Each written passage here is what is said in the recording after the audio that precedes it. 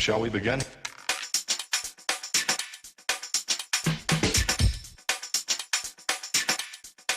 Let's begin now.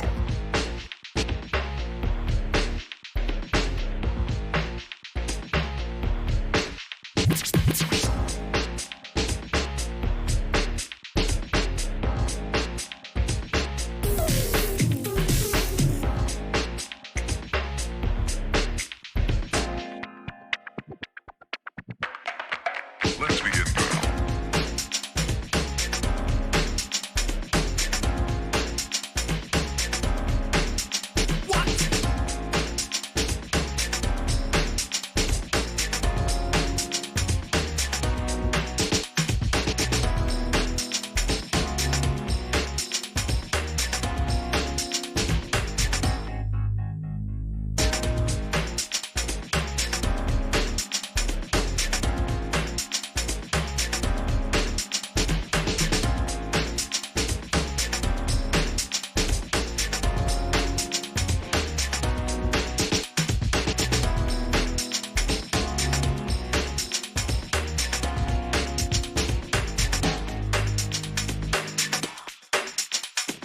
This is not a drill. Repeat, this is not a drill.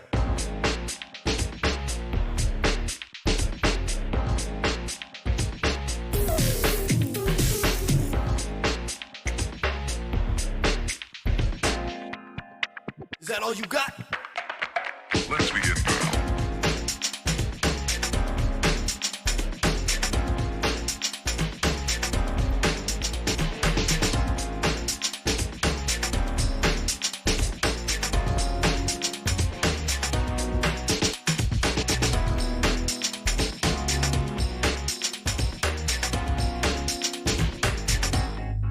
What up?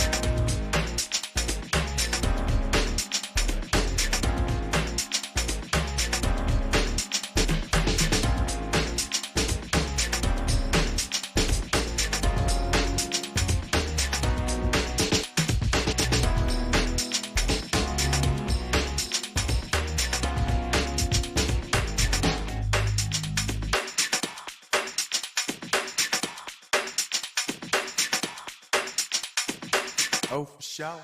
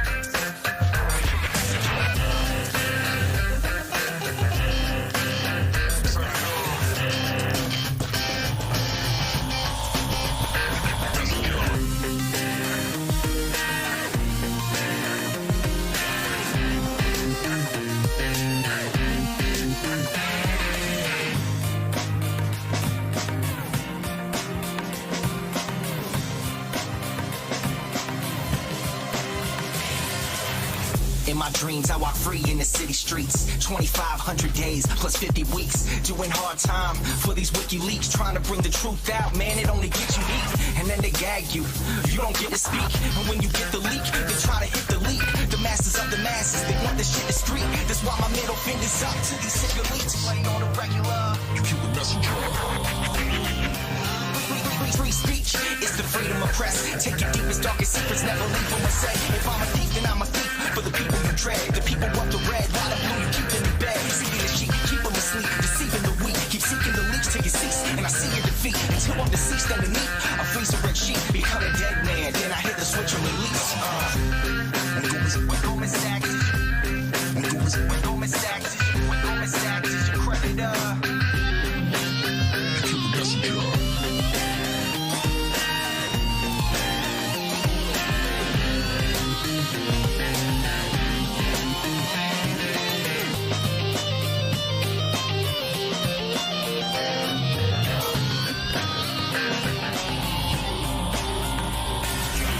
And outside my window a figure quickly creeps. They dark as night like some motherfucking chimney sweeps. Whiskey what my Mickey keeps. Dying in my kidneys weak. Silence of my risky tweets. What the grand jury seeks. I'm wanting peace like 7 years in Tibet. Now rest in peace like 7 years under threat. Cause I've released 7 vaults. They upset. They ended the rape sentence. But the US still insists to rest. I guess it's a sin to take the truth and disseminate. And okay to Gandhi. Take him and eliminate. And I don't say I'm great. Just wanna say what's fake. But if they kill me, a million others will take my place. The CIA's post like a knife the sharpest. All hypocrisy, lies, and heartless. They want to stop me, my life, make my heart quit. Cause democracy dies in the darkness. Cause democracy dies in the darkness. You kill the messenger. You kill the messenger. Democracy dies in the darkness. Darkness.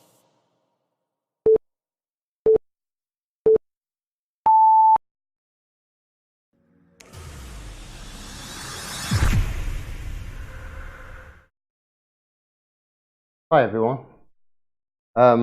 Apologies in advance. Like it says, I'm just have to set it up as best as I can for tonight's live stream, and I've got a lot to talk about tonight. I have even more to talk about tonight than I could fit in. I have got so much to catch up on. Before I start the stream though, I want to do this.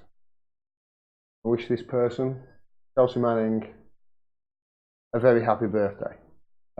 Chelsea Manning is in prison at the moment in a US jail for not testifying against her publisher. In other words, she's in jail right now, protect your rights, press freedom. And she's been fined $1,000 a day for it whilst she's in there, and has lost her house, etc., and all her possessions, because she's protecting her publisher, of course, WikiLeaks. So yeah, it's her birthday today and she's behind bars. So however bad you think things are, and there's going to be a lot said tonight that will make you feel, you know what, things are pretty bad here in the United Kingdom, and they are. However bad they are for you, there's a good chance, I'm not saying for sure, but there's a good chance that not nearly as bad as the position that that woman is in right now. For you, she's going through it for you, not for her, not for her publisher, but for you, because it's the right thing to do. And I wanted to wish her a happy birthday to start off this stream. Hi everyone. I close this down. As I close things down, etc., because I've got so much open at the moment, you may get some juddering in the stream. So I'm also recording this, and I'll be dropping videos over the next couple of days on it.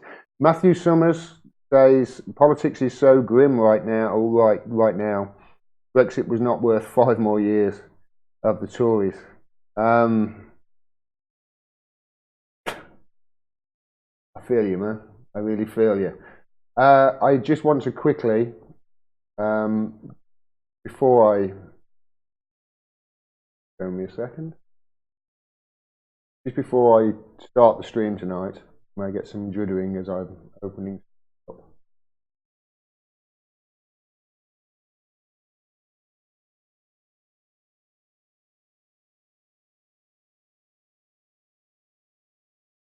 Yeah, while I was live the other night on the election night, there was a super chat that I missed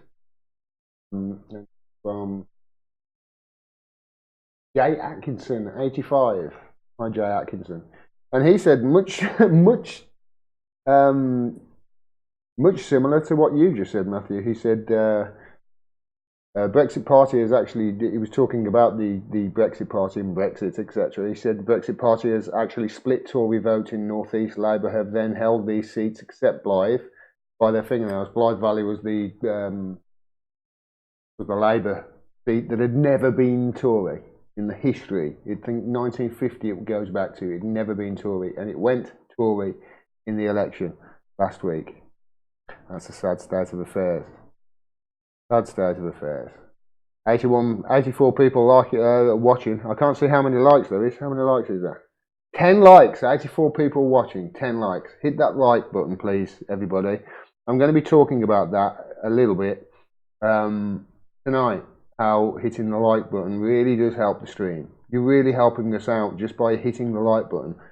If you notice, if you go to my website, gordondimmack.com, underneath, there's actually a recommended viewing that I've linked into my website.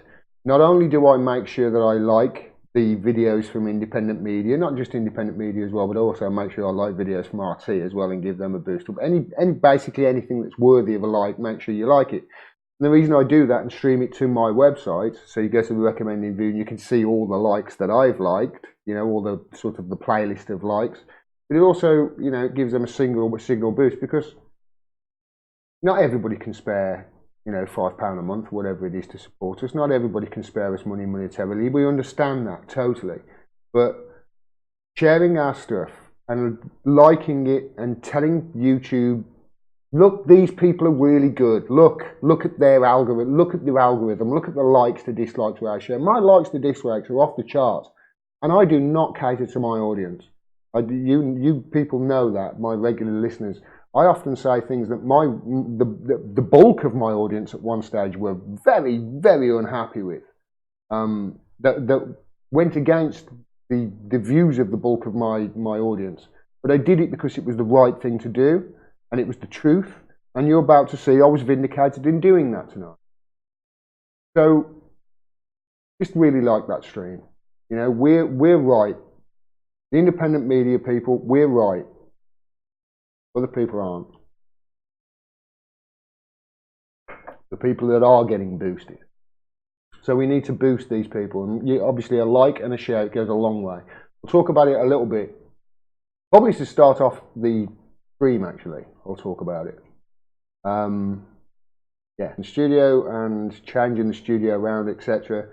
To make it better and easier for me, not just to do this, but also to live, because obviously I you know, it's at home, and that's all sorted now. So before Christmas and after Christmas, you'll start to see probably an uptick in videos from me. Hopefully, we'll see.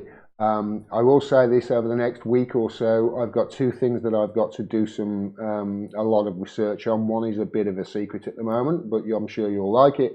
And the other one is that I'm going to do this year, it's the 12th or 17th of December, so there's 2 weeks left. So I haven't got much time to finish it, but I have been for the last 2 weeks. Every time I've got a spare minute or two, I've been going back and I've been doing an end of year. I want to do sort of a review of the year, and that I'll be doing that. I'll probably going to release that as a premiere, maybe on New Year's Eve for you all.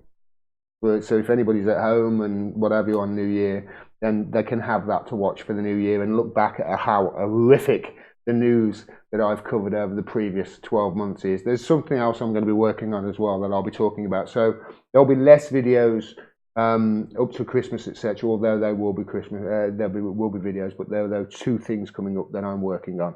So yeah, stay tuned for that. Mard UK GKOB. As long as you're honest, Gordon, that's what I'm here for. Thank you, mate. That's what I'm here for too, and I really appreciate you saying that. I really appreciate you appreciating it. That's all we're trying to do. We're just trying to be honest and give you the honest truth. I'm not here to say controversial things just because they're controversial and get me likes and clicks. I'm not doing that. Other people do that. Both on the left and the right, the supposed left and right anyway. You know, I don't like dividing people like that, but that's, you know, the way people speak. They do that.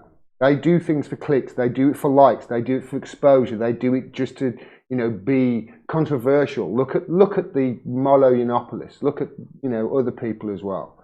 I don't need to reel off these names. We're not doing that. At least I'm not doing that. You know, I'm not necessarily writing clickbaity headlines. I try and step away from that as much as possible. I'm trying to give you honesty here and the facts. And we're getting suppressed massively. And I want to show you an example of just how badly we're getting suppressed, and not just persecuted. We're not being persecuted because we're, you know, a few of us are nutcases, and a few of us are doing clickbaity stuff, and a few of us are doing extreme commentary to get clicks. I think on the majority of these issues, what they're doing is they're coming down on us, not because of that, but because of what I do. And that's give you the truth. This is what I think they're trying to suppress. I'm going to show you an example of that right now, if I can, with the setup that I've got at the moment. Gwoop006 says, love your perspective and honesty in the super chat, $1.99. Thank you very much, Gwoop006. I can't do this without your support. I can't. Get very little from YouTube. Very little views on YouTube anymore. But like I say, I want to ask you, regular subscribers will remember this. Do you remember this video I did? Sorry, everything's back to front over here. So do you remember this video I did? That's really cool. I can point at it and it looks like I'm pointing at it. Mainstream media YouTube views doubled after ad rule changes. This is a video I did back in 30th of October 2018. I showed a load of stuff to back this up, a load of evidence. Here's some of it. Let me just move it over to the other screen. So here's some of it. You can see here. Oh, this is CNN's views. Daily subs gained for CNN. And you can see there, can you see that line where it says, from where it says January 2018, just sort of above me there. You can see there's a large uptick in daily subscribers gained for CNN on YouTube. Total subscribers, can you see that massive up curve there? Again, just in January 18 there. Look at the uptick. So it doubled. Now, this is what that video that I put out in October 2018 was about. Here's Fox News. Oops. Here's Fox News. Daily subs gain. Look, January 2018 again. You can see massive uptick. Uptick there, massive uptick in subscribers. You can see down here. Look at this one here, this graph. Average views per day per month. January 2018. With Fox, they doubled. With CNN, they doubled. With MSNBC, they almost tripled overnight. Here is MSNBC. They almost tripled. As of January 2018, which is just below, there you go, just above my head, January 2018. See there, look at the average views, how they a massive uptick. Now this is, there's CNN's again.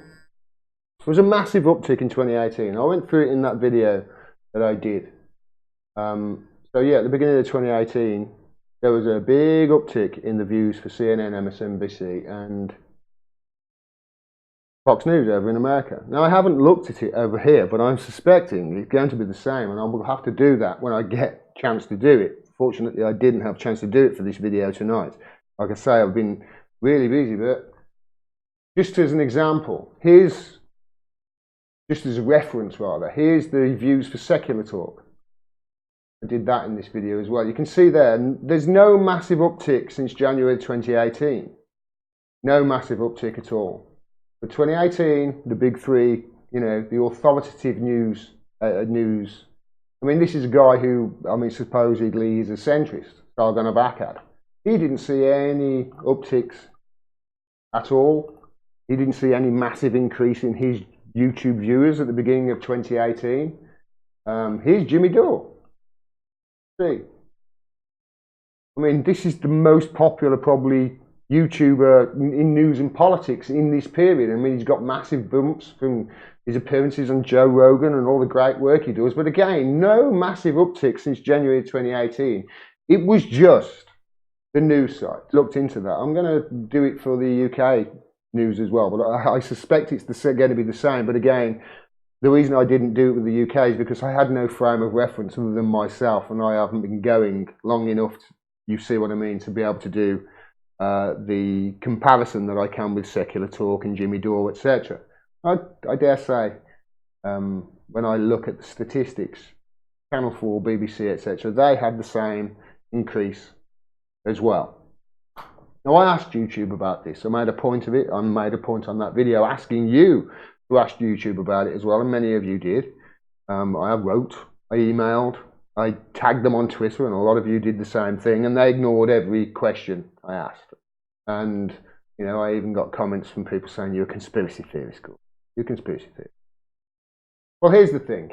Other people started asking questions recently, too. Here's a, switch over to it.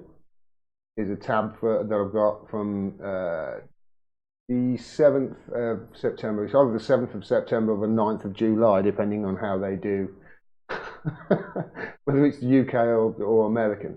YouTube algorithm seems to be recommending mainstream news more often and independent less, he's noticed. And that was from 2018 as well. You can see here, that I'm not going to read them out, but you can get the gist. Loads of other people are starting to ask the same thing. You see there, you can open the tab there, more and more and more. Then this guy links through to the close those tabs down so I've got less memory being used. So this is the YouTube official blog where it's actually, they've come out and not just admitted it, but I'm actually outright bragging about it. You can see here's the timeline for what they're doing. The key products and policy launches to raise authoritative voices and reduce the spread of borderline content since 2015. YouTube are bragging about what they've done here. They're bragging about suppressing people like me who have told you the truth and been right about things over and over and over again. For the majority, I'm not saying I'm right about everything, nobody can be. But I would say a good high percentage of the time I am right, especially about news items and important news issues. And I'm also right about things that the mainstream media and these media outlets that YouTube are boosting up have been consistently wrong on. I suggest that they must be doing it on purpose because they're wrong on matters with regards to Russiagate over and over again. They've been wrong on matters with regards to Jeremy Corbyn over and over and over again. They've been wrong. You see my point. They're boosting companies that are giving you propaganda. That's what they mean by authoritative voices. They're raising propaganda ahead of people like me who are giving you the truth and saying, no, we've got to crucify people like Gordon. We've got to limit his voice. We've got to restrict his reach. They say, hey, I saw a recent ADL speech with Sacha Baron Cohen, of all people. I wanted to put it in my live stream tonight. I didn't have a chance. Where he was saying there's freedom of speech, but there's not freedom of reach. They are suppressing us. They are saying that they are doing it because a few of us will do those clickbaity headlines and will say controversial things because they know it gets clicks and it gets likes and it gets talked about and controversial things get talked about non-stop. They are saying that they're quashing their voices. And they're having to suppress voices like me because of those, whilst raising at the same time CNN, MSNBC and Fox, which lie to you on a daily basis, on purpose. Look at my reporting on Syria compared to theirs. Look at my reporting on Venezuela compared to theirs. Look at my reporting on Russiagate, on it all. I just try and give you the truth. I have a bias, yes, but you're well aware of that, but I'm still trying to give you the truth. I'm not cheering on one side or the other here. To my detriment sometimes. But you see here, this is, look at that. 2019, this is just what they've done. January 25th, excuse me, reduced recommendations of borderline content and videos that could misinform people in harmful ways in the United States. That was beginning of 2019. There's the rollout beginning of 2018. Launched information panels alongside videos from government or public. And this has all been happening. This is why that you've seen that massive uptick in video views for CNN, MSNBC and Fox as people go, what's going on in the world? And they've all gone to those authoritative sites, those propaganda outlets, away from people like me, who are not funded by Raytheon and Boeing and Lockheed Martin, but funded by you. You pay me your wages, my wages, the vast amount of it. 90% plus, I suggest. You do. YouTube don't. Perhaps that's why. If I made them money, maybe they would, let me go in. You see what I mean? It's what happens. I just want to expand on this a little bit, because what happens is, what you're going to do is you're nudging people into the right direction again. They're trying to change your behaviour. They're trying to change our behaviour, because all of a sudden we're not making content that is the best it can be for you. We're making content that's the best it can be for the algorithm. And that's not truthful. That's propaganda, and that's bullshit, and that's what we're trying to get away from. It's what you come to me for and people like me. We'll talk about this a little more, because raising authoritative voices on YouTube, I want to read this out. More and more people, it says, turn to YouTube to catch up on the latest news or simply learn about the topics they're curious about, whether it's climate change or natural disaster. The topics like music or entertainment, relevance, newsness or popularity are most helpful to understand what people are interested in. But for subjects such as news, science and historical events, where accuracy and authoritativeness are the key, the quality of information and context matters most, much more than the engagement. That's why we've redoubled our efforts to raise authoritative sources, CNN, MSNBC, Fox, just as I told you about a year ago, to the top, and introduced a suite of features to tackle this challenge holistically. Elevating authoritative sources in our systems. Like I say, they're bragging about crushing independent voices like me. I haven't. Look at my subscriber count. It's been stuck on 18,500 since Julian Assange sent me a letter back in June. Julian Assange sent me a letter back in June, and I've been stuck on 18,500 subscribers ever since. Now, I thought it was because, Julian Assange sent me a letter. It possibly could be. But it could also just possibly be this. It could just be really hit hard by an algorithm change. It's got nothing to do with Julian Assange. But one thing's for sure, something's up. I shouldn't be stalling. Elevating authoritative sources in our systems. Since 2017, it says, we started to prioritize authoritative voices. This is adpocalypse. This is running at the same time as adpocalypse. It's in conjunction with it. This was the aim all along. This is why the Wall Street Journal, as I reported, etc., attacked these, jihadi websites, etc., on YouTube that were running bad content, because they knew they could use this to squeeze us, to squeeze the truth. We started to prioritize authoritative voices, including news sources like CNN, Fox News, Joe Pan, India Today, and The Guardian. CNN, who have got Russiagate over and over and over and over, wrong over and over again. CNN, who I debunk one of their stories about Venezuela trucks on fire. And then the debunked story that I and many others in independent media report on appears in the New York Times 10 days later. It takes 10 days, the New York Times 10 days longer than me to debunk an obviously false story from fake news CNN. Yet that gets raised as an authoritative voice. Come on now, this isn't fair. This is not just my livelihood we're talking about. This is doing the exact opposite of what social media was supposed to fucking do. Social media was supposed to connect people to different sources of information, connect people. It was meant to be the information age. Now you're trying to restrict the information.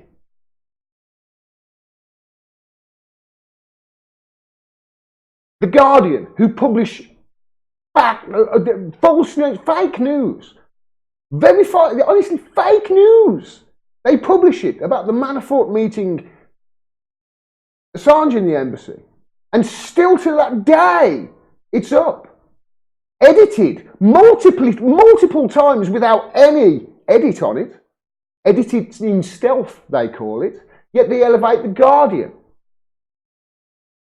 GCHQ's mouthpiece. They elevate propaganda.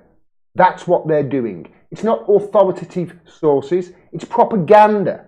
They're shoving it down your throats. For news and information queries in search results and watch next panels. Let's say you're looking to learn more about a newsworthy event. For example, try searching Brexit. While there will be slight variations, on average 93% of the videos in global top 10 results. In other words, 10 out of 10, 93 times out of 100.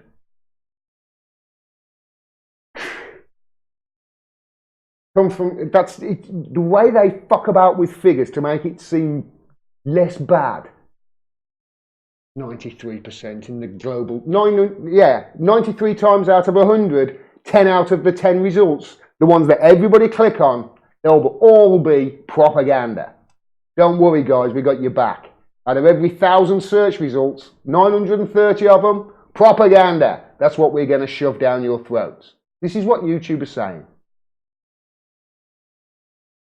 When they say there, try searching Brexit. Well, Brexit, while there'll be a slight variations, try searching Skripals. Who do you think's going to give you the truth about the Skripal poisonings? The BBC or me? Which one of the two of us is more authoritative on the Skripal poisonings, do you think? Which one of the two of us is going to lie to you and give you bullshit and propaganda?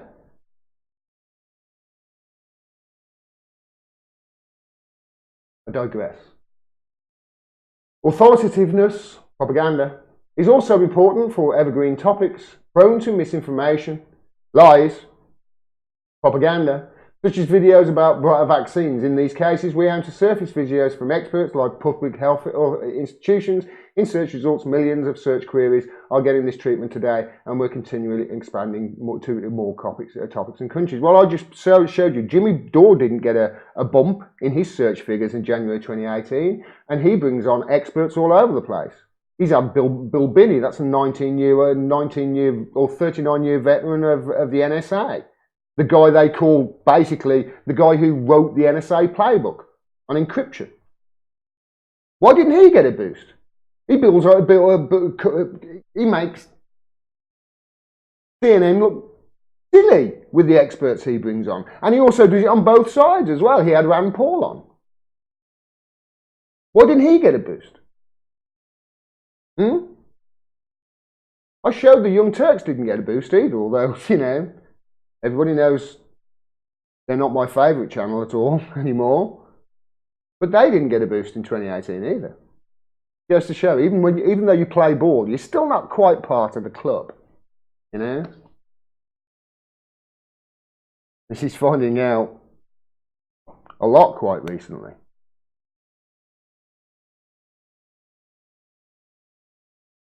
Authoritative.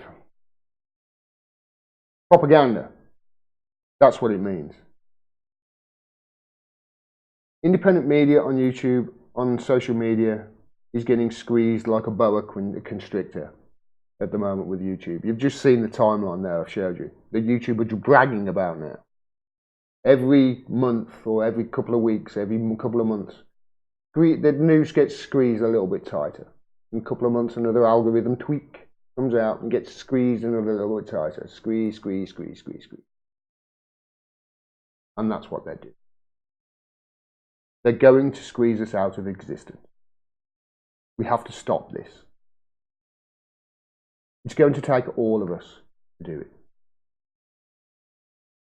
Please support independent media. I have recently started a BitChute channel called Unrigitor. You can find me on there as well, and I'm uploading all my videos over there. Support independent media. Make Orwell fiction again.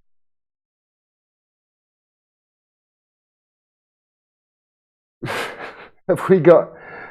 Did Corbyn lose because he went against Brexit? Says the Jimmy Dore show on my channel, promoting his bloody... Hi Jimmy, how are you?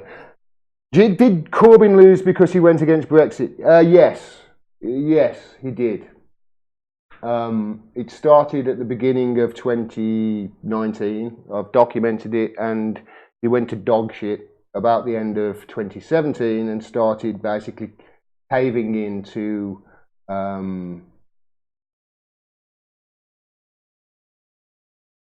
right of his party and the Blairites. I was screaming at him to stand up, Jimmy. I was screaming at him to stand up. I said to him that I'm going to do a bit about it tonight, a segment. I'll come to it later because I've got to get through it. Yeah, stick around. I'll tell you all about it. Rather than... Thanks for the donation, though. I really appreciate that. Jimmy Dore Show says, pushing people to watch CNN is the opposite of why people go to YouTube in the first place. Yes, it is, mate. Yeah. People went to YouTube and YouTube exploded because it wasn't the crap that you get on the TV, on cable. You know, I just watched an episode of South Park where, you know, the argument for cable now is like, it's so moot, it's unreal. There's no need for it. Social media was all about connecting people. Remember, YouTube, broadcast yourself. Well, here I am, I'm broadcasting myself, I'm broadcasting the truth. I'm not broadcasting anything that's untruthful. I'm trying to give you honest evaluations of the world that's going on at the moment. I've got a pretty good track record of doing it, and I'm being suppressed. I'm doing exactly what YouTube want me to do. Everything. But, it seems, it's still not enough. So what do we fight back? I'm hoping that Kim.com, I'm hoping that his platform that he's launching in 2020, I hope it's big and it's huge. But in the meantime, I've got to try and expand and put my stuff on other platforms. But obviously it's time consuming as well. You know? So if I spread myself, I'm spreading myself too thin. So I need help in doing it. You see the problems that we face. It's not going to go away, this isn't. The YouTube suppression is going to continue. It's going to continue until we're squeezed out of existence. For independent media. Right. Let me just check something, make sure I haven't missed anything. Thank you for my donations. Really appreciate it. And I appreciate your support and everything that you do for independent media as well. It's not just what Jimmy does, it's the way he does it, you know, the living wage, the anti-Amazon, the vegan, he practices what he preaches, you know, he walks the walk. Thank you. Okay.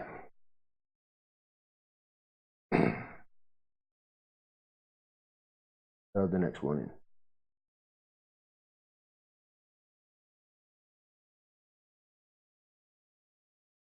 Devon Levy, thank you for your donation, my friend, in the super chat. Hi Gordon, what do you think of Galloway's The Workers' Party of Great Britain? I know George has, he's going to launch another party, and he's not, I haven't heard enough of it, or about it just yet, excuse me. I haven't heard enough about it yet. I will be reaching out to George for him to talk about it though, because I want to find out more. I certainly, you'll see tonight, I certainly don't think there's any answer with the Labour Party. I don't think that the Labour Party are the answer. Not anymore. If you'd have asked that, if you'd have asked me that 18 months ago, yeah, sure. Not anymore. Right.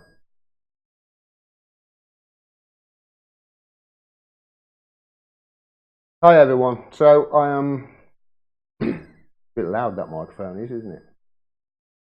Hi, hi, hi, hi, hi. Hi everyone. So I'm sure you've heard, or you've seen this by now, the election result from Thursday last week, when the Conservatives gained 47 seats to 365 seats in the House of Commons, and Labour lost 59. Giving the Conservatives a, it doesn't say there, but it's a majority of 80, which is pretty big. It's a big majority. They can pretty much push through pretty much whatever they want with a bit of arm twisting right now.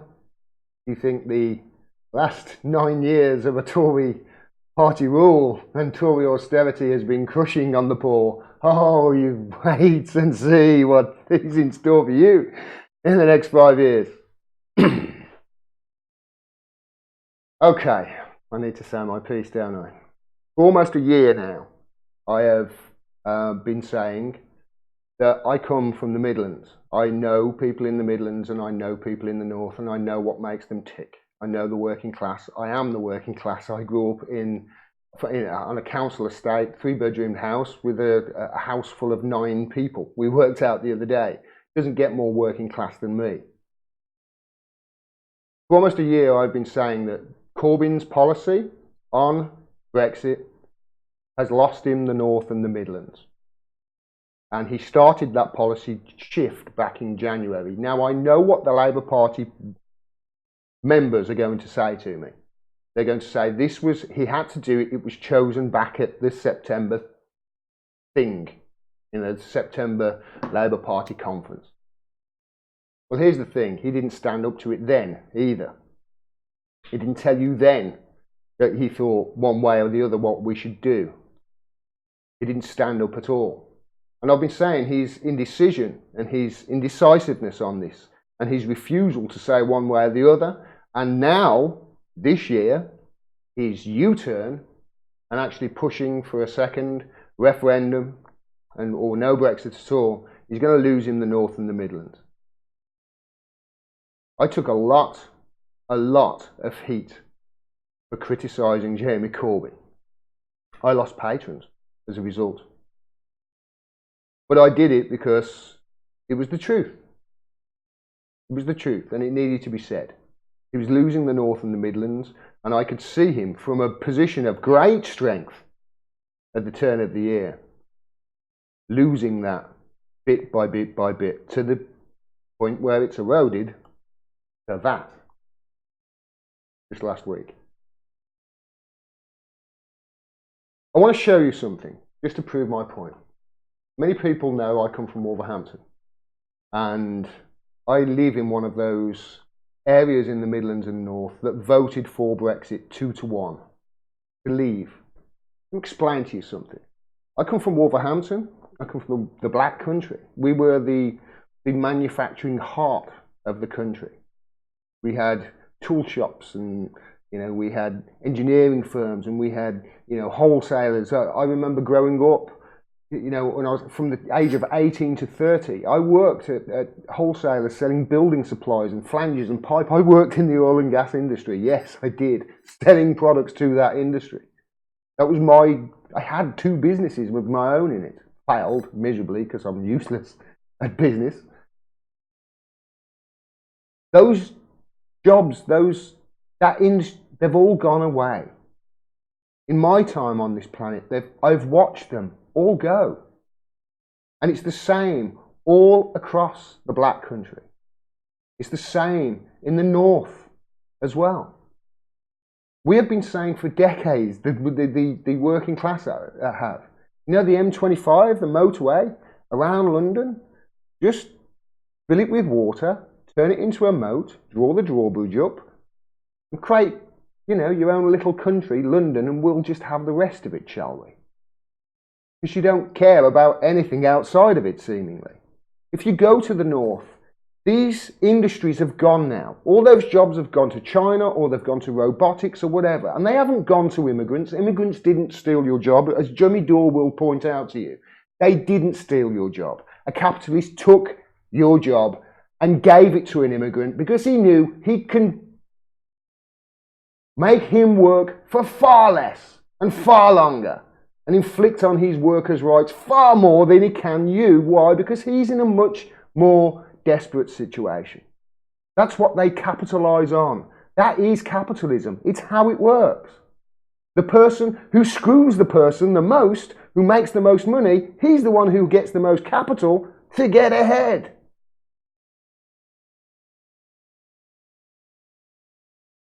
All those jobs have gone. We were told we were going to be rocket scientists. We'll all be computer programmers. Mark Bryve will tell you that. Well, here's my constituency.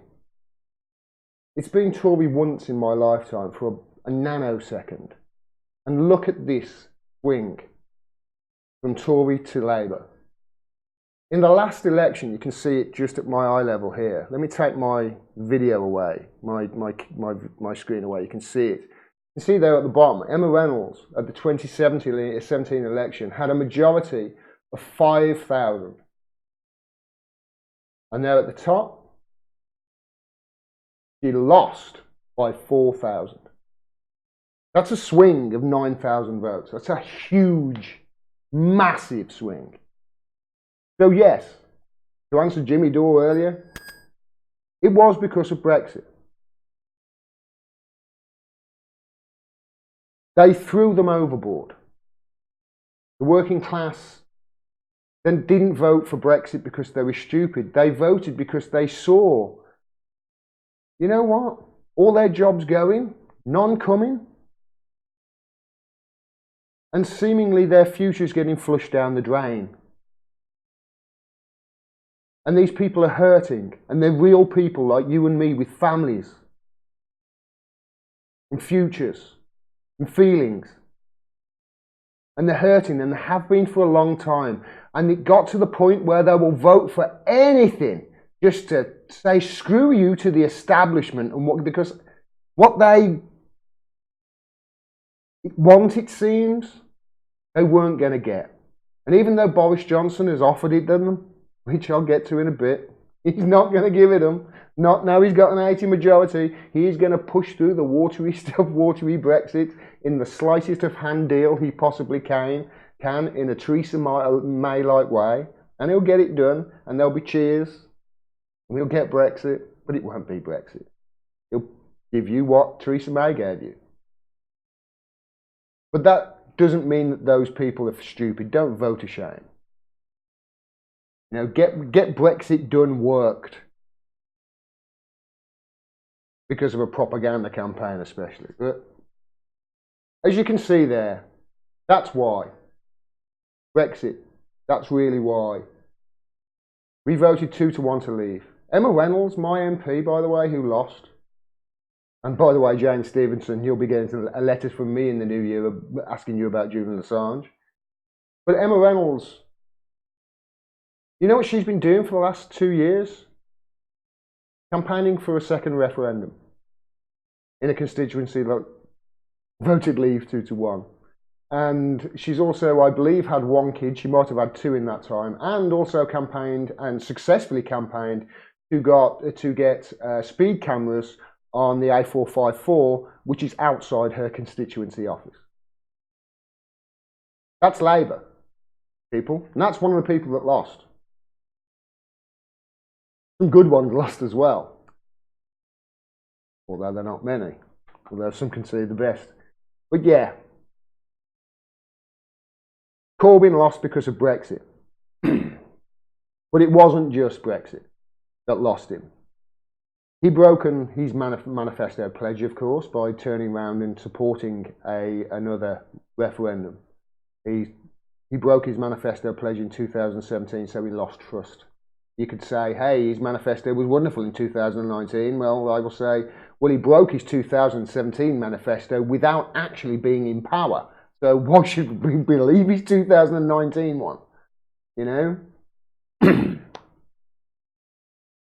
And of course, his silence on Julian Assange was deafening. He said more about Owen Jones getting a bit of a graze on his back than he did about Julian Assange getting tortured in Belmarsh prison. And then there was Jeremy Corbyn's absolute weakness with the anti-Semitism smear. I heard Carl Kalinske just today saying the same thing that I've been saying all over when he was analysing the Labour loss.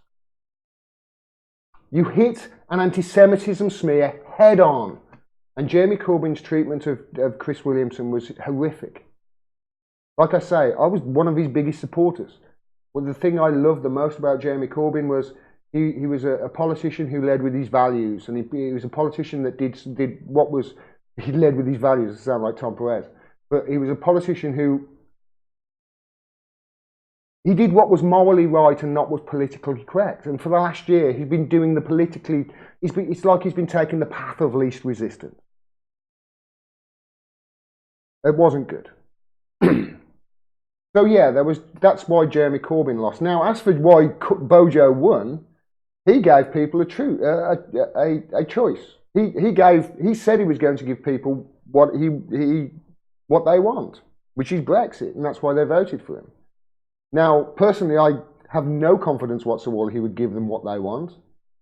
I think now he's got the majority, he will give them Theresa May's deal or something similar, which is basically his working agreement, which isn't a deal, by the way. It's a working agreement. But he's come out today and said that he won't have an extension either. It's all smoke and mirrors. You're not going to get Brexit, and when you do, it won't be Brexit. But a propaganda campaign on Corbyn, you know, that didn't help him. And obviously, Boris Johnson's absolute flat refusal to just get interviewed. It was so similar to the 2016 election, you know, with Hillary Clinton. She wouldn't campaign because whenever she campaigned, her vote went down. It was the same with Corbyn.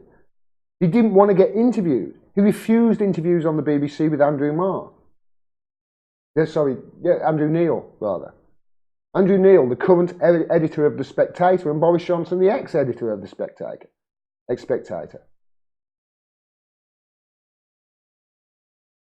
That's what happened. There is something to be said about this, though, as well, the way it worked out.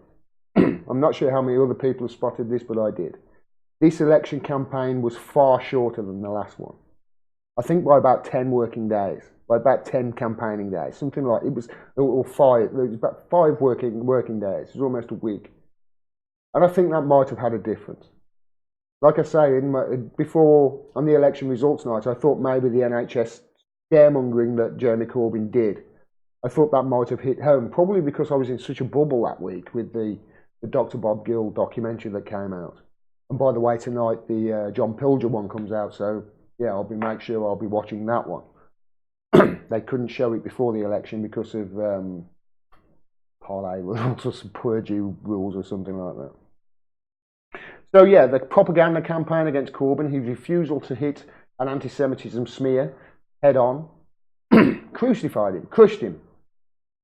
You've got to attack an anti-Semitism smear. You've got to say, when somebody says to you, you're an anti-Semite, or what do you say about anti-Semitism? You say, no, actually you're closer to being an anti-Semite right now, and here's why.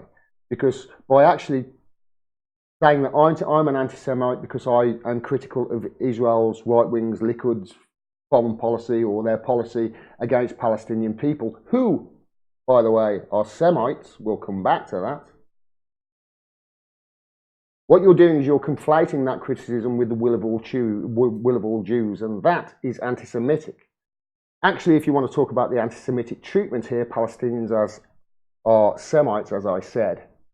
And the Jewish people, Jewish people. I nearly fucked up there. The Israeli people are not the Jewish people, because the Jewish people do not all support that policy.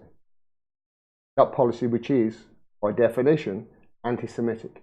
That's the way you come back at somebody who smears you with as an anti-Semitic smear. You come back on the attack. You start mentioning over and over the lobby. What about the lobby documentary?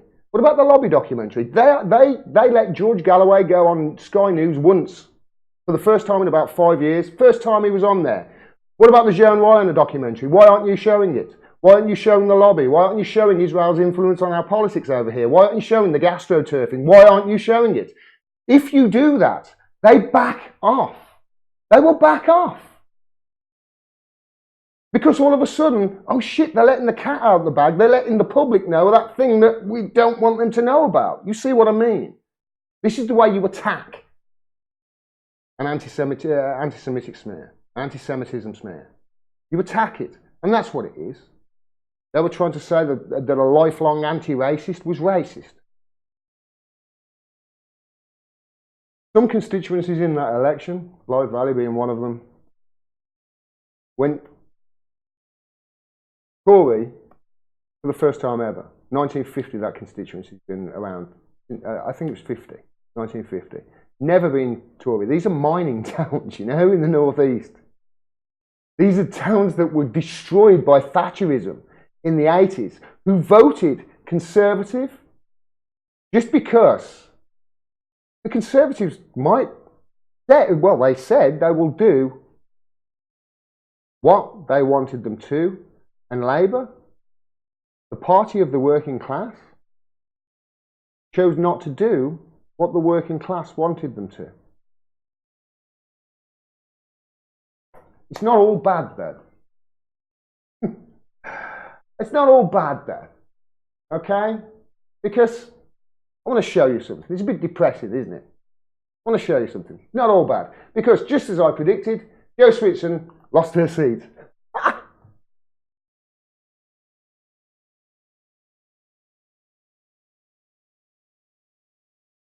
Also, I'm just thinking, you can't hear that, can you? For some reason you can't hear that. Oh no. Yeah, you can't hear it.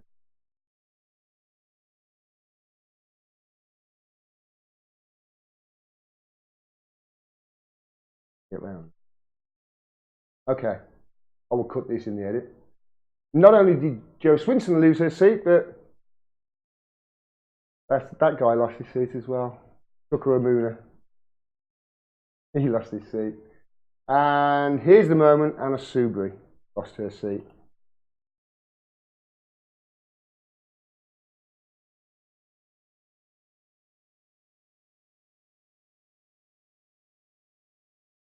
Jeremy Corbyn, by the way, he said he's sorry for the election result. He's sorry for the people that lost their seats, for the Labour MPs that lost their seats. You know what I'm sorry for? What I'm sorry for most of all? The Blairites that kept theirs. Here's a thought for you. All right, let me just shut down these windows, people. I know that went on much longer than I wanted to do. I'm going to have to edit that way down. Like I say, I'm recording these. I'm going to stop them. I'm actually, this next story,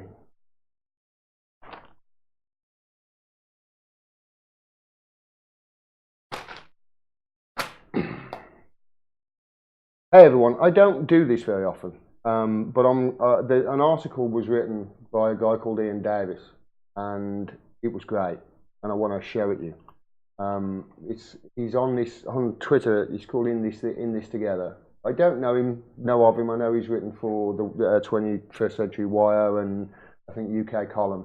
So you know he knows his stuff, and especially you can see here, EU Defence Union, etc. That's what he writes on.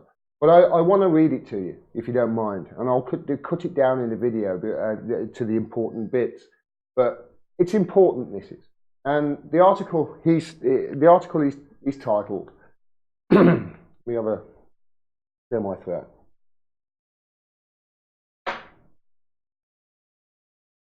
So the article is called Remain has won, Brexiteers lost, and no one has noticed. This is about obviously the election that's just gone, which the Tories have kicked Labour's ass and got a 80-seat majority.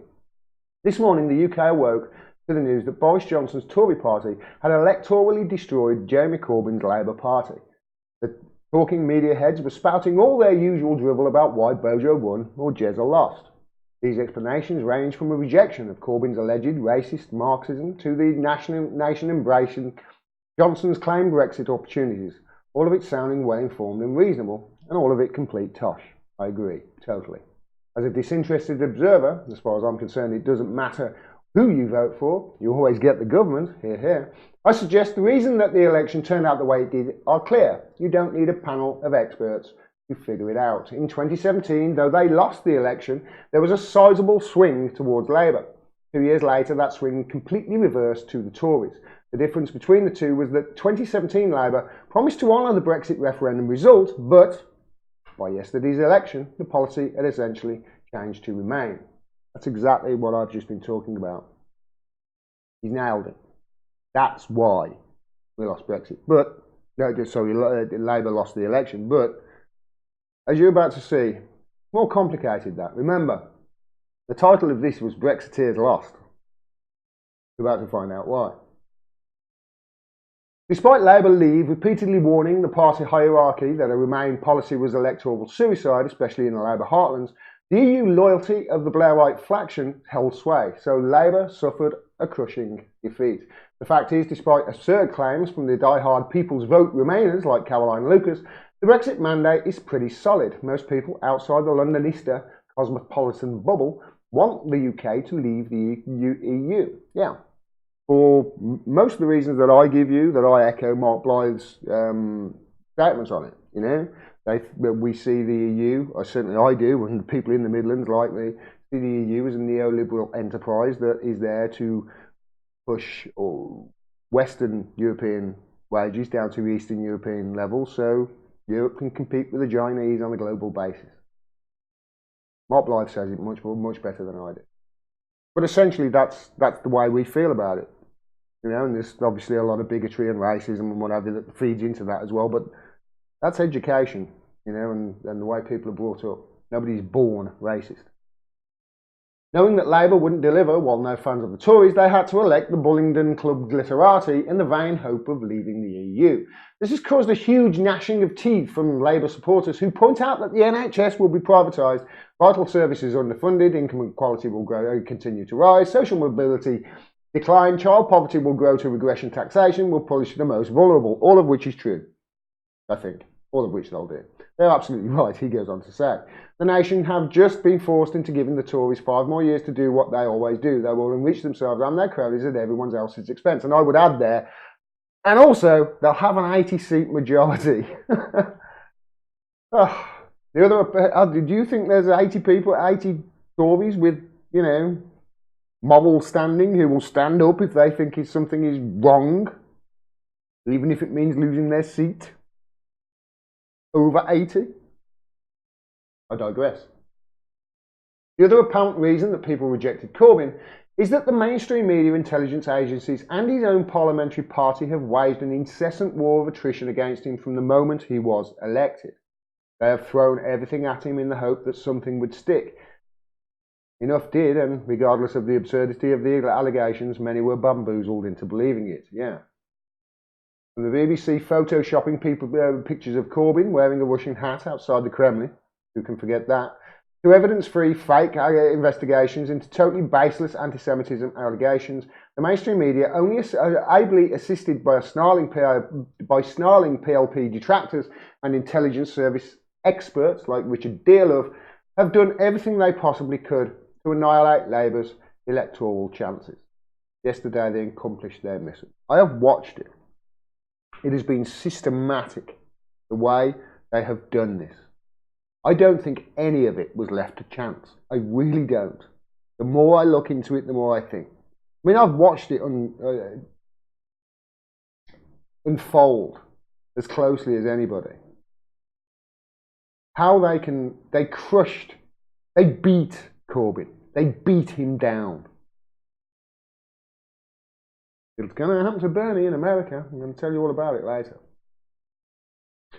The loss is already being blamed on Corbyn by the Blairites. This is the culmination of their 4.5-year-long campaign to remove democratic socialism from the Labour Party. I would say it's longer than 4.5 years.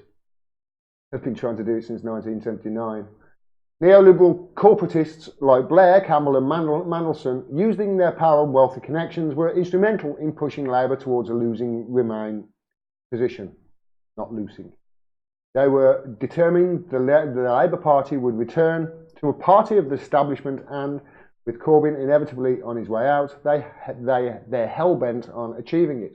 However, Corbyn has considerable democratic socialist support within Labour. Here's the point I want to get onto. There's still a lot of Labour supporting people in the Labour Party, and it's massive, remember, 500,000 at the last count, although it's probably less now. While he may not continue, it appears, in selecting the next leader, the Labour Party face an existential threat. The membership want a democratic socialist. The Blairite power brokers want a corporate neoliberal. This election appears to give the Blairites the advantage, but unless the party changes its own leadership election rules, the fight looks destined to rumble on for years, rendering Labour itself a spent force unless they cut the Blairites adrift. And of course, you know, this is not going to happen overnight. Reform of the Labour Party is not going to happen overnight. It's just not. You know, you've been trying for years to try and get this reselection thing on the books. And how many Blairites were deselected or reselected or whatever you call it? How many? How many did I say we're going to? The processes are there to protect your MPs.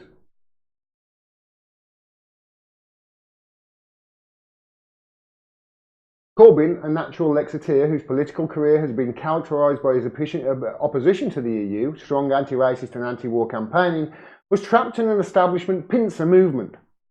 After defector made loud, vacuous propaganda statements to the unquestionably obedient parent media, he was forced to capitulate just to hold on to the party together. Can you imagine what had happened if Bernie Sanders won the nomination and actually became president in America?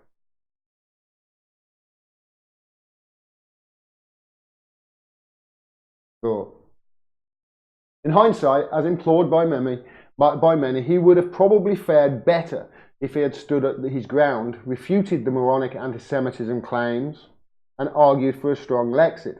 You can see why I gravitated towards this article by Ian Davis, can't you? For whatever reason, he didn't, and heavy defeat was assured. Hindsight is a wonderful thing. As a result, the thing is, it's not even hindsight. I'm an idiot. I'm an idiot.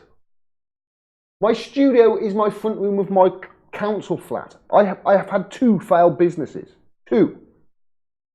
And even I was calling it out, screaming into a camera in January, you're losing your support. As a result, Brexiteers, even Lexiteers to a lesser degree, are dancing in the aisles imagining that they have just won a great victory. For some, voting Tory was a bitter pill to swallow. People like Blythe Valley, you know, these mining towns in the northeast. But with all the unfolded anti-Semitism and terrorist supporter smears constantly buzzing around Corbyn, maybe some could sweeten that pill a little. Unfortunately for them, despite Johnson's electioneering promises, the UK is not going to leave the EU. You can see why I really gravitated to this. This guy is talking my language. Boris's withdrawal agreement is practically identical to May's, which in turn was indivisible from Cameron's early 2016 bargain with Tusk. Thus far, there has been no negotiation between the United Kingdom and the European Union. Johnson's working agreement deal, that he keeps calling it, the working agreement, is nothing more than a reaffirmation of the UK's right to negotiate a trade deal, a right it already had. There is no Brexit deal. Negotiations haven't even started. No deal. They called it a deal over and over. They let him say, we've got a deal, it's up and ready, it's ready to go, let's get Brexit done. They let him do it over and over and over. It's not a deal. Every word of EU legislation, every regulation and every directive has been transferred onto the United Kingdom's statute books. On February the 1st, 2020, Johnson will announce that he has taken the UK out of the EU. Millions will cheer, millions will weep, and absolutely nothing will have changed. Then the real Brexit negotiations will begin with the EU already stating that access to the UK territorial fishing waters, a supposed cornerstone of Brexit, are a prerequisite for any discussion. The political declaration of Johnson's working agreement ensures total reciprocity, I never said that word, total reciprocity between UK and EU regulation until the deal is done. Negotiations are supposed to be concluded by December 31st, 2020, but there are no guarantees. I've just heard that he's ruled out an extension from that. I've heard that in the media today, I think. Johnson has. Just as the deadlines for the working agreement were extended time and time again, it seems likely that the same will apply to the discussions on the UK/EU future relationship. There is currently no commitment at all from the UK to withdraw from the EU Defence Union, placing all UK defence capability under the centralised single point command and control of the EU. With the UK representing 40% of the entire European military industrial intelligence complex, the EU Defence Union cannot proceed in any meaningful way without the UK. You might imagine that this would give the UK a big bargaining chip in discussions on the future relationship. However, there is no evidence of any will among the UK political establishment to even discuss the issue, let alone withdraw from the EU Defence Union. The deeper and wider trade partnership with the EU, promised by Theresa May, along with the UK's unconditional commitment to European defence, indicates where the negotiations will end up. Almost total regulatory alignment and EU command and control of the UK national defence and security. I know this has been a worry for a lot of you. I know a lot of you have been talking about this in the comments of my videos. This EU Defence Union. It really does look like it's a thing that really it's going to happen. They don't want to give you Brexit. There's so many reasons. Breakup of the United Kingdom. EU Defence Union. There's so many. Financial crash. Closing their loopholes, their financial loopholes. You see where I'm going. There's so many reasons they don't want to give you it. You won't get it. You'll get something like it. You'll get, I can't believe it's not Brexit. You'll get, it might be Brexit, I'm not quite sure. You'll get that. The entire UK political establishment on both sides of the House, the intelligence community and the mainstream media closed ranks to make Labour's electoral defeat a certainty. What our democratic system has once again delivered is the worst possible outcome, based upon the illusion of Brexit. The working class have now turned their back on the only party that represents their interests, placing their value in the hands of highly privileged vulture capitalists who care nothing for their welfare, at the same time riddled with internecine conflict. The party that should fight for them have spent years navel-gazing, while the same neoliberal political establishment wrestled them into submission. Remainers have lost nothing, and Brexiteers have nothing. The diametric opposite to the widely held perception. The working people of the UK are the losers, as they always are, is what I was saying to you in my last segment. This will forever be the case until we understand that the political parties, charismatic leaders and occasional plebiscites are nothing but window dressing for an establishment hierarchy that rules us absolutely. Voting will never change this unless we insist that the true written constitution of the UK is honoured. Then and only then will we have a society capable of justice and equality and opportunity, the one that the 99.99% of us want, while pointlessly imagining we can achieve it through the ballot box. I agree. We're not going to vote our way out of this rigged system. It's a rigged system. You can't vote your way out of the rigged system. I don't know much about the EU Defence Union. I know Ian does a lot for 21st Century Wire, and I know Patrick Henningsen, and I trust him. So there's obviously something to it. I haven't investigated it much, but the rest of it, he's spot on with. Absolutely spot on with. Is Ian Davis there? It was Ian Davis, wasn't it? Said his name.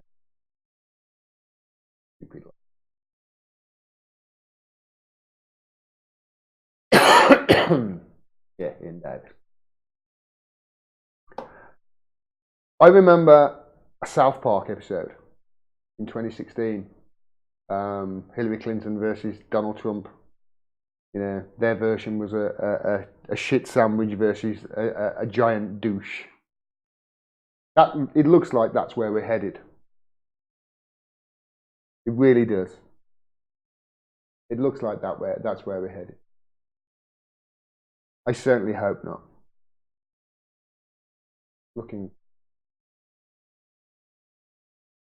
I'm going to edit this so it's obviously more professional.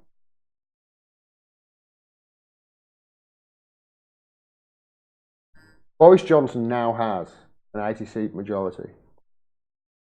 Now he has a big enough majority to get through a weak source Brexit. So what you can expect in the coming months, what I'm expecting, is the weakest possible Brexit you can imagine, all dressed up in the hardest Brexit possible terms, with lots of bluster and lots of showbiz and lots of what you've seen for the last 3.5 years for another few weeks at least.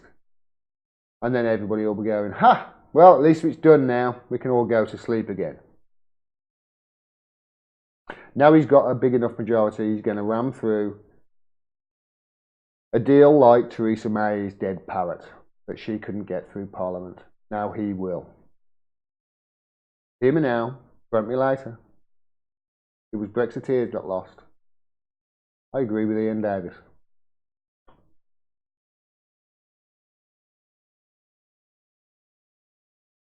Hi everybody in the chat. Ooh, 171 people watching. 171 people watching, and how many likes?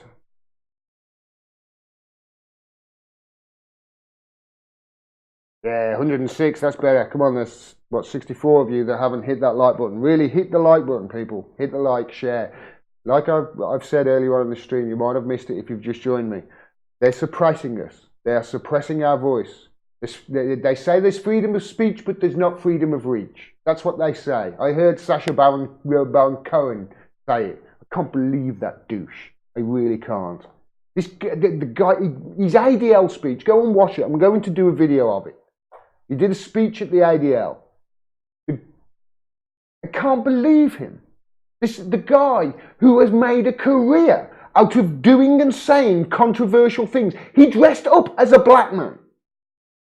You can't get more culturally appropriation or whatever it's called than that. And now he's saying, oh, we've got to be careful of this speech. Oh, we've got to be careful against these controversial things. We've got to be careful. Are you kidding me?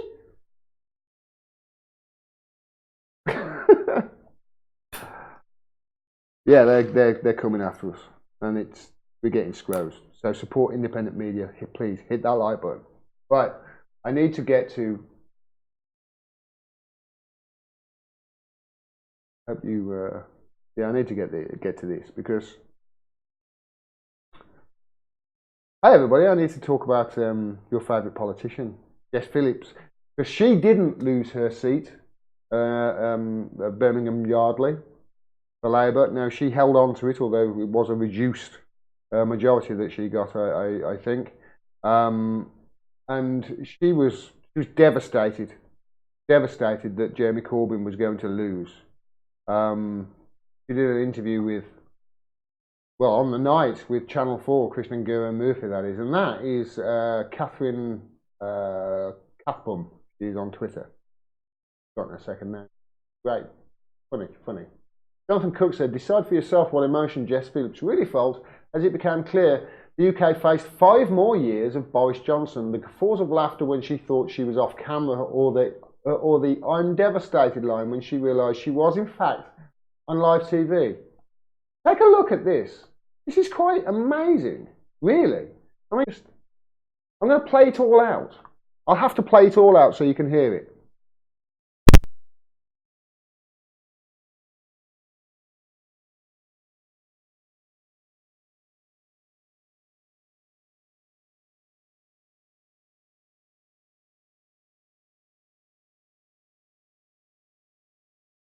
Results unfold.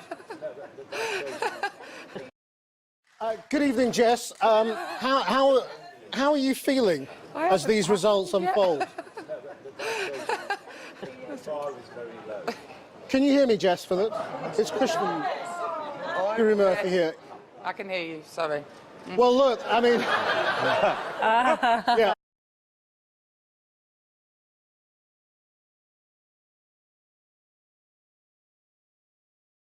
The audience were laughing then.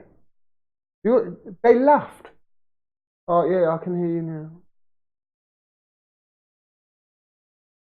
It's unreal, this is. And now, watch, she's laughing. I'll show it you again. And then watch how she turns and all of a sudden she's sad and oh, I'm so sad for my constituents and I don't know what to say now. It's disgusting, this. Good evening, Jess. How are you feeling as these results unfold? Can you hear me, Jess? For the it's Christian Guru Murphy here. I can hear you, sorry. Well, look, I mean,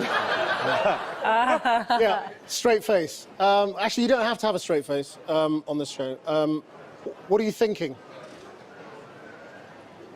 Are you talking to me now? Yeah. Sorry, that wasn't clear.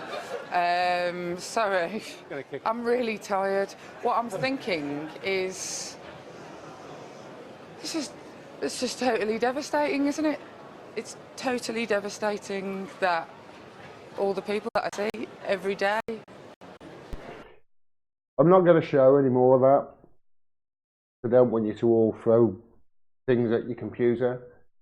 That's as much as I'm going to show you, because honestly, that's all you need to know with regards to that interview. That's Jess Phillips. No, that's Jess Phillips. Jess Phillips, who is running for Labour leader. Please look. She's running for Labour leader.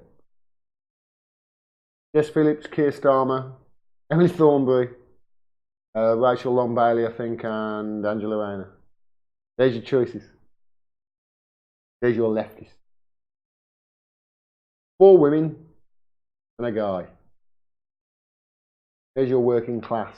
There's your voice of the working class right there. Labour are in real trouble now, people. They're in real trouble because if that is what we've got to look forward to, then we're in real trouble. I had a find it.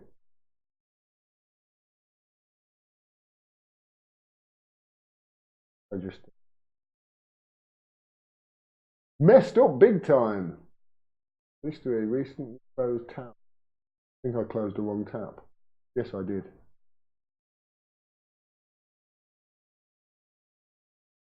So there you go. Oh yeah, Jess Phillips is running for leader.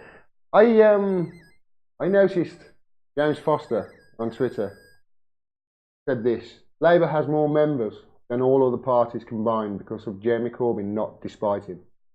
We get to vote in the next leadership election. Hope that Jess Phillips doesn't get in, but who knows? You know, you might get a choice between a sandwich and a giant douche. Some might want to rethink their attitude towards us, says James Foster. Really? Why is that? Because we're not cranks, we're not cancer, we're not a cult, he says. You will, though, I said, probably have to choose between people like Keir Starmer and Emily Thornberry, or worse, Jess Phillips. You may not be cranks, cancer, or a cult, but you still only have shit to choose from. To which Birmingham 6, he's on Twitter, he's really quite funny, he's good. He has some really good videos, but he said, I'd rather be in the tent pissing on them than carping power slip from outside. Join Labour.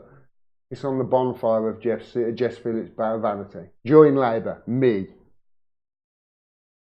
Not seen my show, mate? No, I'm honest and straightforward. I tell the truth. No room for that in the Labour Party.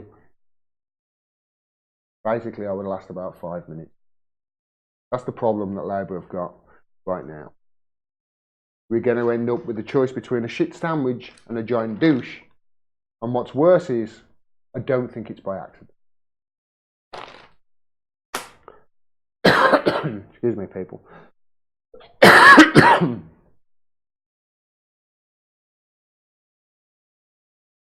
Right, I need to get to this because this this last video is really important, because I know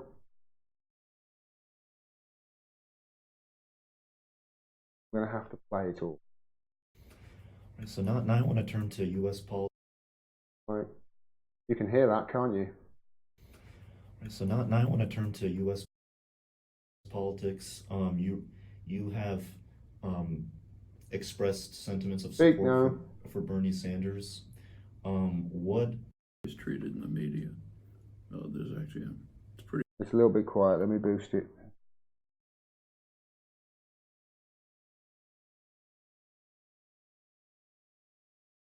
Just bear me a second, people. Bit of a technical. We did a live show after all.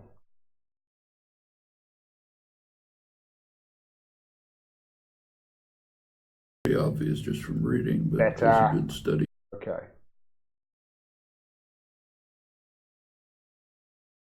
Hi everyone. So we've just seen over here in the UK, Jeremy Corbyn get not just beaten, he didn't just lose. I'll start this segment again, shall I? Because that's bollocks.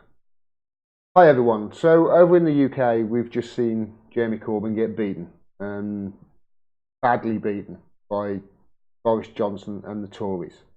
And like I said, it's not just he lost, it's that they beat him down, and it was systematic over a period of, it was a long period of time, and there's obviously a lot that went into it, and it wasn't just about Brexit, it was lots of things to erode at his popularity with the public. Now, over in America, they have, I mean, I've seen it, I have even done a video on it. They call him they call Jeremy Corbyn the UK's Bernie Sanders. I made a video that said, no, Bernie Sanders is the US's Jeremy Corbyn. He's the weakened down one. But there's a guy in America that doesn't think his chances are all that good. And he's riding a wave at the moment, Bernie. He's rising in the polls, so to speak, as people realise that Joe Biden can't string a sentence together and has the brain capacity of, I think, about a 14-year-old or an 84-year-old, which is not far off, a 184-year-old, you see my point. So yeah, Bernie's rising in popularity in the polls over there, and they're getting a little bit worried. There's a lot of silence and there's a lot of propaganda to try and stop him getting the nomination. I want to give a word of warning to my American friends who are riding on this wave of Bernie and expecting Bernie to, come to the fore and really, be the nominee and beat Trump. I've just seen what they did to Jeremy Corbyn, who 2 years ago, Glastonbury was singing his name. Thousands of people singing his name, and he just got beaten mercilessly by the Tories. That's how quickly the propaganda and the establishment can really come down on you if they focus all their powers upon you. There's a guy in America who liberals will know, lefties will know, Noam Chomsky. And he's warning this same thing that I'm saying right now. This is scary. This guy has a history of being right. I'm going to let this play and then I'll talk about it. So now I want to turn to U.S. Perhaps his outlook might fall short. I know you've described him as a New Deal Democrat. What are some ways that he can change to fit more, to express more the needs of the American people? Well, I think it's first of all kind of academic. The chances that Sanders will win the nomination, I think, are not great. The main reason is this tremendous attack on him. Just take a look at how he's treated in the media. There's actually it's pretty obvious just from reading, but there's a good study about it by In These Times. They published a detailed study, factual study of how the media have been handling Sanders. So I think all stops will be pulled to make sure that he doesn't get the nomination. If he gets the nomination, the attacks will be wild. We'll get the whole Republican propaganda machine going after this Jewish atheist, wants to kill all the whites, and on and on. The chances he could be elected are pretty small. But if he does get elected, miracle, he won't have Congress. How are you going to win Congress? The Congress is, the U.S. electoral system is structurally constructed so that the reactionary elements have an overwhelming advantage. Like in the last election, I think the Democrats won Congress, Senate by about 12 million votes. They lost the Senate. That happens all the time. There's a structural effect that maximizes the effect of the rural, white, conservative, where's our America, traditional vote. Democratic votes tend to be concentrated in the cities, which most of them are lost, plus the gerrymandering and the voter suppression and everything else. So there has to be an enormous Democratic victory for them to win Congress, which is unlikely. Furthermore, even if you win Congress, most of the people elected among the Democrats are basically what they call blue dog Democrats, moderate Republicans. They're not going to support Sanders' plans. On top of all of that, the fact is that U.S. politics are dominated by wealth. We see that all the time. The wealthy basically control legislation. So the barriers against carrying out progressive legislation are quite high. So it could happen, but it would require an enormous popular mobilization, the kind that took place in the 1930s that enabled the New Deal measures to be carried. Welcome back, Senator. You heard all that, everyone. I'm hoping you heard all that. I'm hoping you did. If not, I'll cut it in the edit anyway. But that was obviously Noam Chomsky, and he's warning there. He's warning against people who think that Bernie Sanders is going to win somehow, wipe the floor and become president. He's warning it. And I've seen what they've done to Jeremy Corbyn over here. Jeremy Corbyn, who, remember, they were chanting his name 2 years ago. I just saw somebody in the chat say, leave Corbyn alone. He had the entire weight of the establishment coming against him. Pretty much saying that in this stream, mate. I'm also pointing out where he was wrong as well. My job is what I do. But Chomsky's saying there, his chances aren't good. His chances are not just not good of winning the presidency, he says. His chances aren't good of winning the primary. Now think about that. The primary. I have seen with Labour the way the party, not just the party hierarchy, it's just like an infestation within the party, has nobbled Corbyn at every single turn. They're going to do the same with Bernie. They are with Bernie. I did a video with Jamal the other day, and I said to him, he said, what about if they cheat him? What about if they cheat him in the primary? What about if they cheat him in the general? They will find ways. And that's all the other ways that they can cheat him without you finding out, without the blatant ones like vote rigging and changing the vote count. 14-year-olds can hack a voting machine in America. Not just a 14-year-old hacker. No, a 14-year-old now experienced, given some instruction, they can hack a voting booth. Protect the integrity of our elections from Russia, they say there. He mentioned, there was a study by In These Times about how the propaganda machine can really come down on you. And I've seen it over here with Corbyn. The propaganda attacks that are going to be on Bernie Sanders just up until the Democratic National primary, up until the convention, the attacks are going to get relentless. They're going to get more and more and more and more. And that's without all the other underhand ways they're going to cheat him with, delegates, etc., etc., etc. We all know about the theory that, hey, they're running so many candidates just to try and get it to the second ballot. That's Donna Brazil there saying, hey, we're still setting the menu. We're not at the table anymore. We're still setting the menu. She said that in a tweet. Brazen.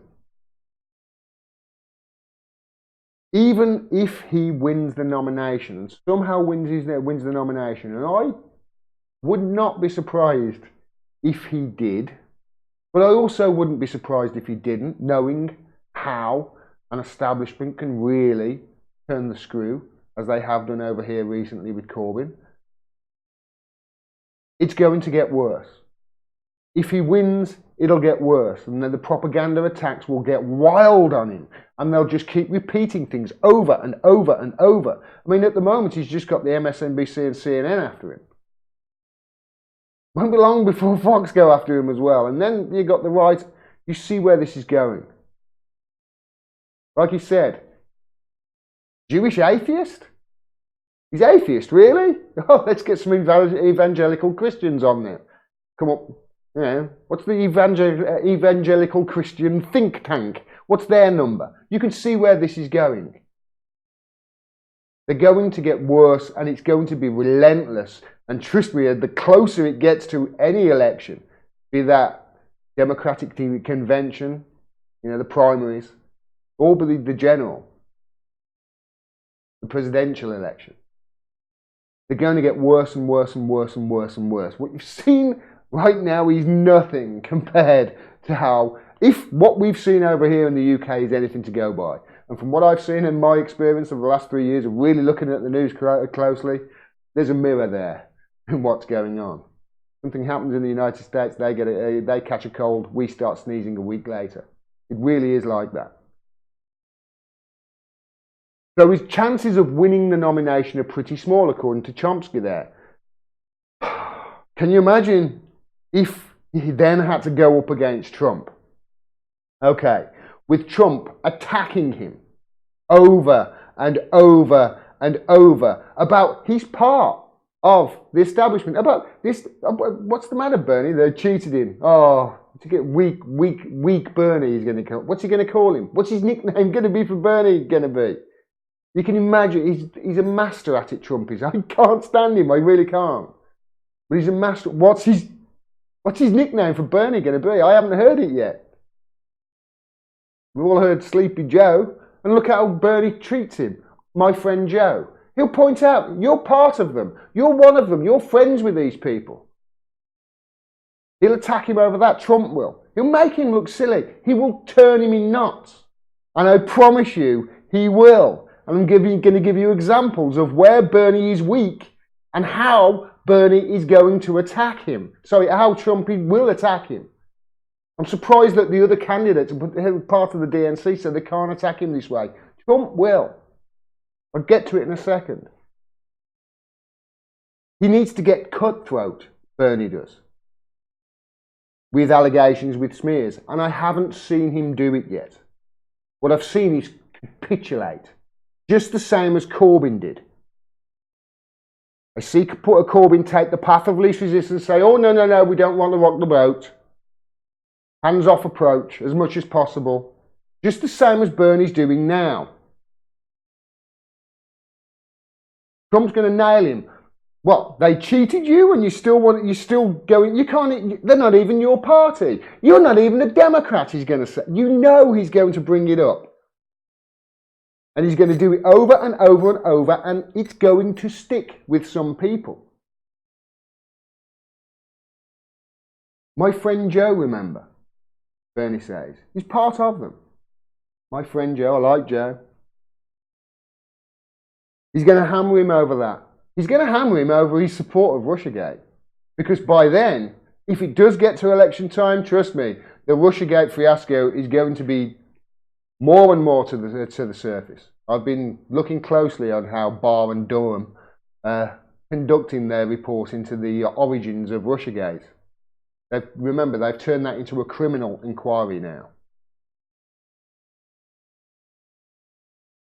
We've heard about James Comey coming out, no, it's vindicated me. No, well, it doesn't actually, James. You see what I mean? Now, whether people are going to go to jail for it, who knows? But one thing's for sure, Bernie pushed it as well, remember. You know that Trump's going to hand his ass on a plate over that. And then, like I say, he's got to get cutthroat. Not just in his attacks, but also in his defence of people. Look at how he threw Matt Orfler under the bus, as Jimmy Dore pointed out in his shows. And not only that, Cenk Uygur recently. Endorsing him and then unendorsing him over blog posts he did in 2003, for Christ's sake. 2003. Matt Orfler was 10 years ago too, 12 years ago. Matt Orfler was totally out of context. Cenk Uygur, same thing happening with the New York Times. I saw. Bernie, oh, withdrew. I withdraw my endorsement. The fuck? You've got to stand your ground. You cannot keep capitulating like this. It shows signs of weakness. And that loses you votes. I have seen it with Corbyn for the last 12 months. Bit by bit by bit, they chipped away at him. How long is it till the presidential election? 11? You have to stand up for the people that have got your back.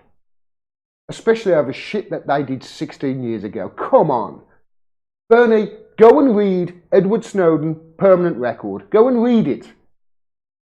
Everybody's got one now. If you're going to be dredging up old stuff, if they're going to dredge up everything that everybody's ever said and dredge up old stuff that's slightly controversial to get you withdrawing your support for them or even a job in Matt Orfler's case, then what are we supporting? You know? If that is the bar, you can't have said anything controversial or mildly misogynistic or racist, or you can't have said a joke or anything like that that's racist or misogynistic in your lifetime. Otherwise, no job for you, no future for you. What the fuck? Who are we going to start electing? What sort of people are going to get jobs? I'll tell you what sort of people. The boringest motherfuckers on the planet. Can you imagine sitting... Oh, God, can you imagine sitting next to somebody like that who's never said anything controversial? Or an inappropriate joke. Said anything inappropriate on Twitter. Especially when they're a teenager where the brain hasn't developed yet, for Christ's sake.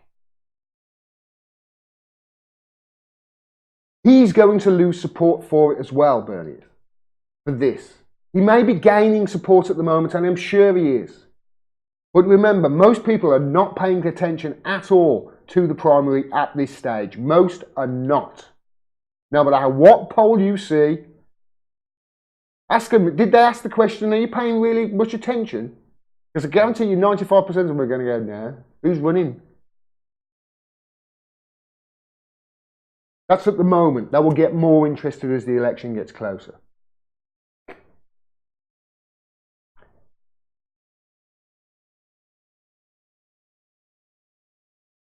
Then we've got the scenario where, okay, Bernie's overcome all these obstacles in America. He's done what Corbyn hasn't done. He's achieved what Corbyn didn't achieve over here. He's beaten the rigged primaries. He's beaten the cheating from the DNC. He's beaten the merciless propaganda campaign that's coming. He's beaten all the special interests and what have you, and the smears and the lies and the propaganda and the grassroots organisations and the attempts to hijack. He's beaten all of them. Then he's got to the election. He's beaten Trump. He's somehow managed to take down Trump. Okay, then what you're left with? Well, then that's when it really gets hard. Honestly, I'm just telling you the way it is. That's when it really gets hard. He won't have Congress. Chomsky was right. He won't have Congress. Not only will he have the GOP fighting him then, he'll still have the DNC. He won't just have MSNBC and CNN, he'll also have Fox fighting him as well. And then you've got the gerrymandering and the voter suppression, etc., etc., etc. There would, he wouldn't have Congress, for him to have any sort of power, it would need to be an enormous Democratic victory. Enormous. By a DNC that will actively hijack him, will actively cut his legs from underneath him. They would rather have Trump than a socialist. They would rather have Trump. Trump said, "We will never be a socialist country," in his State of the Union address. And Elizabeth Warren stood up and applauded. They would rather lose to Trump than win with Bernie Sanders. So even if there's this massive win by the Democrats, and let's face it, can you see that happening right now? Even if Bernie is the nominee, you've still got probably 2/3 of the party against him, which is exactly the scenario that Jeremy Corbyn was in here. There is only one thing that is going to change this, and Chomsky alluded to it at the end. And I'm ending my live stream on this tonight, and I don't want to be much of a downer because it's been pretty depressing. But it's going to need, there is a ray of hope. It's going to need, he says, an enormous popular mobilisation. That's what's needed, not just in America, over here as well. But it's going to need us to get people involved who are currently either misinformed or uninformed or currently completely blinded by corporate propaganda. We're going to have to open their eyes. And one thing's for certain, the current social media platforms we have, they are not going to put our stuff in front of those eyes. So, to do that, to get an enormous popular mobilisation of people, not just in America, but over here as well, if we really, really, really want change, to do that, to reach these people, to open their eyes to the truth, and to get them involved, it's going to take us all to shoulder the responsibility. All of us are going to have to make sure that we do what we can to get the truth to them, and recommend independent media as much as you can. Support it. Because Bernie Sanders in America is going to face an absolute avalanche over in America, the likes the US has never seen of propaganda and the establishment coming down on him. I've seen it over here with Corbyn. And quite honestly, it's impressive how oiled the machine is. Support independent media, everybody. Like, share, and subscribe our work. You know, talk to your friends and family about it. Really get people involved. Because I honestly, and this is not hyperbole, I honestly believe that humanity really does depend on it. We cannot give the keys to the encyclopedias of history, to the writings of history, to GCHQ and the CIA. Because none of it will be the truth. And that's essentially what they're trying to do right now. Support us however you can. And throw us a few bucks if you can afford it each month. We don't need much to keep going. Make Orwell fiction again. I think that's it for me tonight, everybody. If there is no more super chats, I shall get going and go and have my tea, which I can smell, which is lovely. Thanks very much for all your support, everybody. Thank you for all the super chats. I'm just going to do a double check, make sure I haven't got any more. Is it delayed? So now we'll catch you on the beginning of the live stream if I have.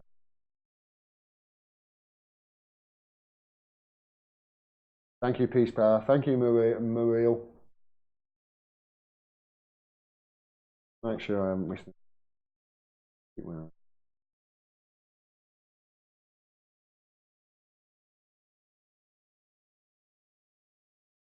Christopher Dobby. Thank you very much, see? Good job, Jack. Christopher Dobby in the super chat says, JA, his mate, and then 2/3 of his own. Why? JA, Julian Assange, his mate, and the 2/3 of his own. Why? Christopher, I don't quite get what you're saying there, mate. I know JA, I think you mean Julian Assange, his mate, and 2/3 of his own. Why? I don't quite understand what you're saying there, mate. Maybe send me an email, gordon@gordondimmack.com, and I'll do my best to answer it. I know it's difficult in the characters you get. Thanks very much for your support, everybody. Please make sure you like, make sure you comment on the videos and share wherever you can. Support independent media.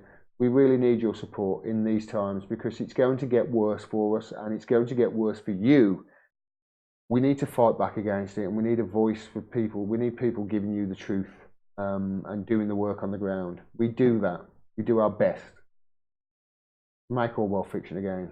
We really appreciate those who support us. Thanks very much, everybody. And I shall be back in a couple of days. Take care. Love you all.